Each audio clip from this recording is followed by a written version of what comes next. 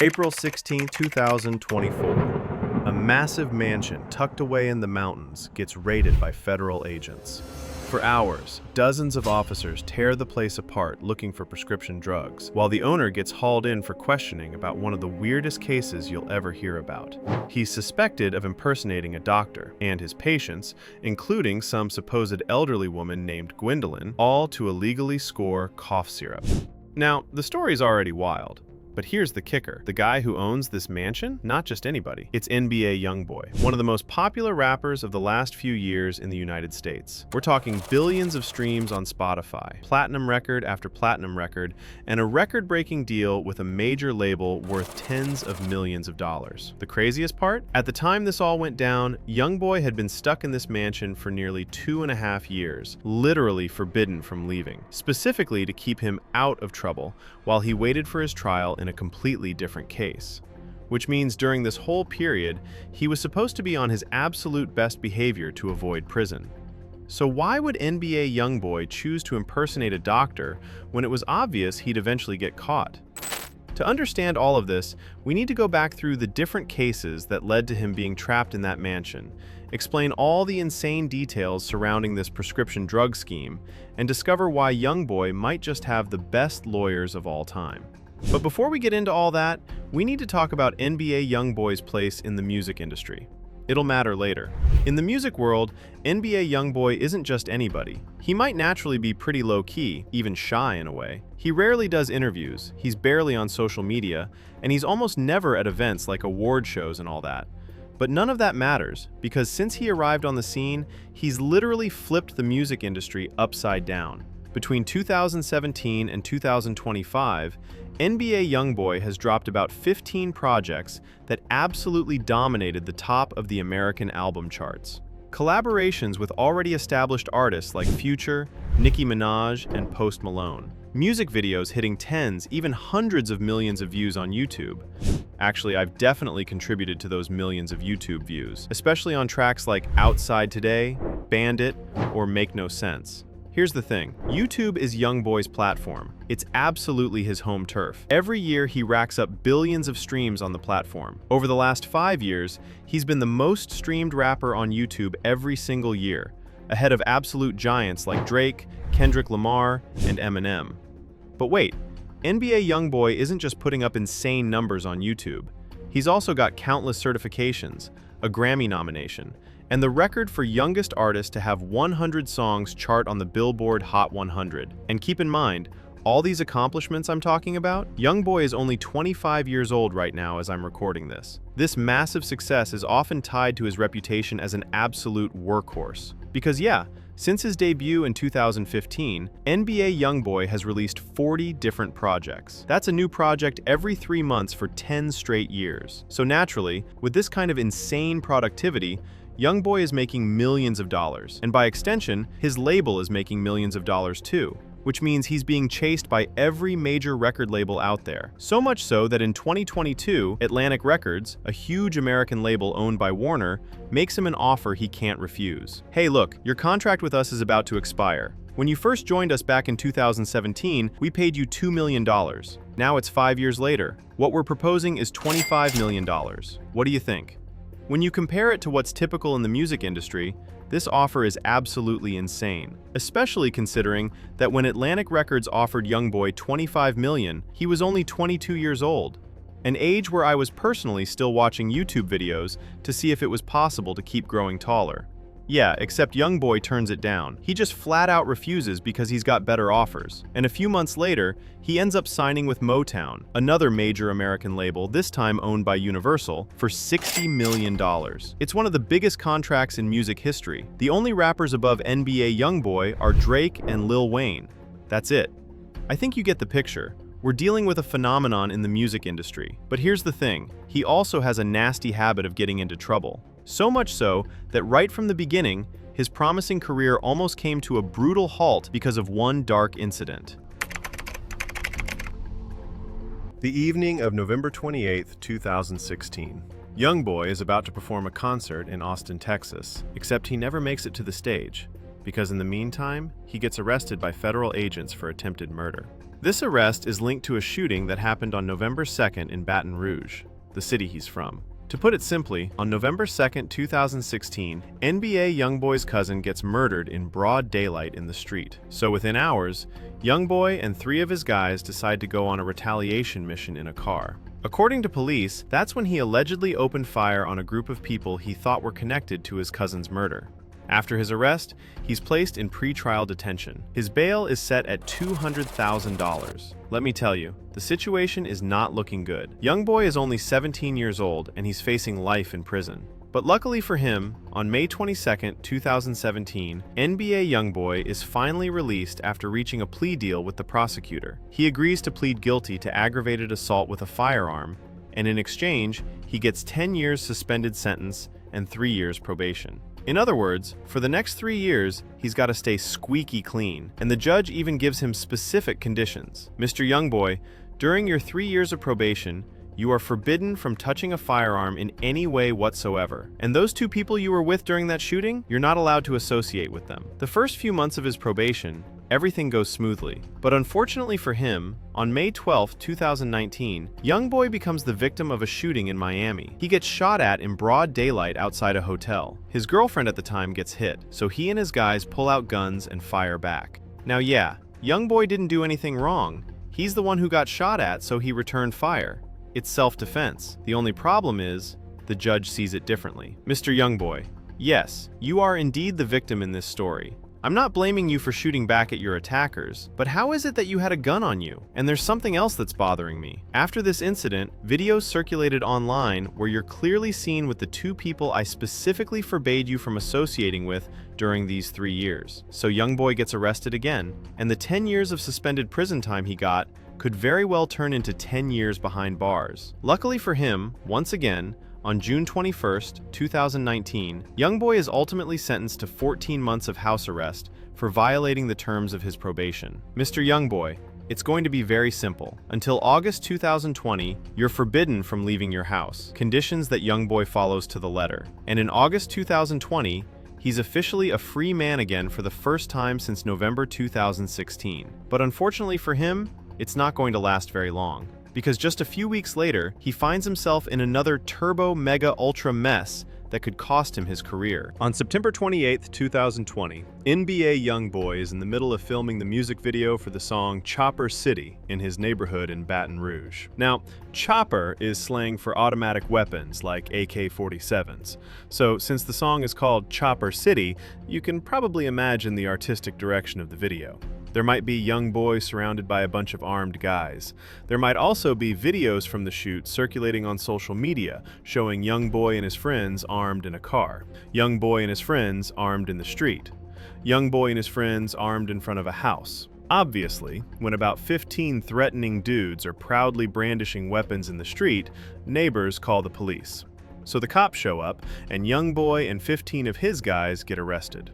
The haul from the operation? 14 firearms, including an AK-47, are seized. Various types of drugs and $79,000 in cash are recovered. NBA YoungBoy is charged with drug possession, drug trafficking, and illegal weapons possession. But the next day, he's released on bail. And he actually pays all his friends bail too, so everyone gets out. This period of freedom only lasts a few months, because on March 22, 2021, YoungBoy gets arrested in Los Angeles. This arrest is connected to the Chopper City video shoot case. But the problem is, during this arrest, NBA YoungBoy tries to run. The moment he stops his vehicle and the officers approach him, apparently he takes off sprinting. The reason is simple. The officers found a firearm in his car. So now, he's caught up in another case where he's charged with illegal weapons possession. So he's got one case in Louisiana and one case in Los Angeles, and he gets sent back to prison. He stays locked up for 7 months, but luckily for him, once again, on October 26, 2021, he's released after posting $1.5 million bail. YoungBoy is back on house arrest while awaiting trial in both cases. To get this arrangement from the judge, his lawyers actually pull a pretty smart move. Listen, Your Honor, the problem with my client, Mr. YoungBoy, is the environment around him. What I'm proposing is that during his house arrest period, he leaves Louisiana. That way, we distance him from these bad influences and this environment that's dragging him down. The judge agrees, and YoungBoy moves near Salt Lake City, Utah. But pay attention, because the conditions of his house arrest are extremely strict. YoungBoy is forbidden from leaving his home, with absolutely no exceptions. He has to respect a curfew. Any visits from outsiders are strictly controlled and limited. In short, YoungBoy is isolated and monitored 24/7, 7 days a week. But at first, everything goes well for him. He's living in a huge mansion with some of his kids and his girlfriend at the time. YoungBoy plays Xbox. YoungBoy takes the opportunity to record music in the studio they set up at his place. And he's thousands of miles away from the potential trouble in Baton Rouge. On top of that, on July 15, 2022, he's acquitted in the Los Angeles case due to insufficient evidence to prove the gun found in the car belonged to him. So now, only the Chopper City case in Baton Rouge is still pending. The wheels are turning, and things are looking pretty encouraging for him. Except, after a while, house arrest starts to get complicated. This total isolation weighs on YoungBoy psychologically, especially since he's been struggling with anxiety for years, partly because of his heavy past. And here's the thing, to combat this anxiety, he regularly takes opioids and anti-anxiety medication. Unfortunately, this move to Utah, which was supposed to be his opportunity to get away from the trouble in Louisiana, and more importantly, a way for his lawyers to make sure he avoids prison, well, it's about to take a turn nobody could have imagined. Between September 2023 and February 2024, several pharmacies in Utah receive calls from the same doctor. We'll call him Dr. Mason. He's requesting prescription medications for his patients. Every call, it's the exact same request. Hello, I need promethazine and codeine for one of my patients, an elderly woman. Here's the thing. Promethazine and codeine, these two medications are regularly used to make lean, a drug with extremely addictive potential. So when he calls, the pharmacies ask Dr. Mason for his identification information to verify he's actually a real doctor, and he provides them with valid information. That doesn't stop the pharmacies from getting suspicious after a while, especially since the phone numbers used to contact the pharmacies are different from the one listed for Dr. Mason's medical office. The language used and the quantities of medication requested during the calls are unusual, and sometimes Dr. Mason gets mixed up about his patient's personal information. One week, it's for a certain Gwendolyn Weiss. The next week, it's for a Gwendolyn Cox. So several pharmacies end up contacting Dr. Mason directly through his medical office number. Yes, hello, Dr. Mason. I'm calling to confirm that it was you who called me a few hours ago about a prescription for promethazine and codeine for a patient named Gwendolyn Cox. Except Dr. Mason doesn't understand. Listen, no, that wasn't me who called you, and I don't have a patient named Gwendolyn Cox. I think whoever you spoke with was impersonating me. So naturally, the pharmacies alert the police, and the police launch an investigation. And as luck would have it, right when the police are investigating, Gwendolyn Cox happens to be in contact with one of the pharmacies so her grandchildren can pick up these medications in the coming days. So the police just have to wait for the so-called grandchildren. A few days later, two women show up by car at the pharmacy to pick up Gwendolyn Cox's medications. The police arrest them and interrogate them. Unfortunately for the investigators, the two suspects say absolutely nothing and stick to their story. We came to pick up medication for my grandmother. But, and yes, there's a but, the car they came in belongs to NBA YoungBoy. And that's not all, because this story takes a completely insane turn when shortly after, someone claiming to be Gwendolyn Cox calls the police directly because apparently she learned her granddaughter was arrested when she went to pick up her medications. This phone call is a disaster from A to Z. The officers immediately pick up that the voice they're hearing on the other end sounds a lot more like a young man from the southern United States, like Louisiana for example, rather than a 70-year-old woman. Gwendolyn gets her last name wrong when introducing herself, saying Gwendolyn White instead of Gwendolyn Cox. And once Gwendolyn gives her date of birth, the officer asks, "So, how old are you?" Radio silence. Gwendolyn apparently doesn't know her own age. So, you can imagine when the officer follows up by asking for her address, the call gets disconnected. After everything that just happened, the police have serious suspicions about you-know-who. And on April 16, 2024, YoungBoy's mansion, where he's been on house arrest for nearly 2.5 years, gets raided. Inside, officers find bottles of promethazine and codeine in the names of Dr. Mason's so-called patients. They also seize an automatic weapon. So NBA YoungBoy gets arrested and charged with drug possession, illegal weapons possession, forgery and use of forged documents, illegal procurement of prescription drugs, and identity theft. Remember, At the time of his arrest, he'd been on house arrest for nearly 2.5 years, specifically to avoid trouble while waiting for his trial in the Louisiana video shoot case. So needless to say, what comes next looks very complicated for him. And yet, by some kind of sorcery, the outcome of this story will be very different from what you'd expect. Obviously, after his arrest, NBA YoungBoy's house arrest gets revoked, and he's sent back to prison in Louisiana. YoungBoy is accused of running a prescription drug trafficking operation based on identity theft. In total, for this Utah case, there are 63 different charges against him, all while keeping in mind that the Chopper City case is still ongoing. At this point, he's facing up to 25 years in prison, 15 years for the Utah case and 10 years for the Louisiana case. Obviously, his request for bail gets denied. In Louisiana, he's now being prosecuted for illegal weapons possession and violation of his house arrest conditions. In Utah, he's being prosecuted for drug possession, illegal weapons possession, forgery and use of forged documents, illegal procurement of prescription drugs, and identity theft. In short, it's a mess because he's got multiple cases going on in different states. So we're talking about a legal nightmare.